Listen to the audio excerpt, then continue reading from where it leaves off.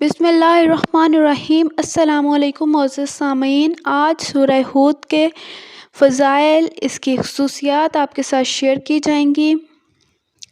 قرآن کے ہر حرف میں شفا ہے، تو آج سورہ ہود کے بارے میں بیان کیا جائے گا کہ جب کسی شخص کو کوئی مصیبت یا مشکل ہو یا کوئی بہت ہی مشکل کام اسے لگ رہا ہو تو سورہ ہود کو 13 دفعہ پڑھ کر اللہ تعالیٰ سے سچے دل سے دعا مانگیں تو اللہ تعالیٰ کا خاص فضل و کرم ہوگا اور مقصد حاصل ہوگا اور تکلیف سے نجات ملے گی، مصیبت ٹل جائے گی۔ اگر کوئی شخص سورہ ہود کا روزانہ ورد جاری رکھے گا تو ہر قسم کے رنج و آفات سے نجات پائے گا، ہر طرح کے رنج و آفات سے محفوظ رہے گا۔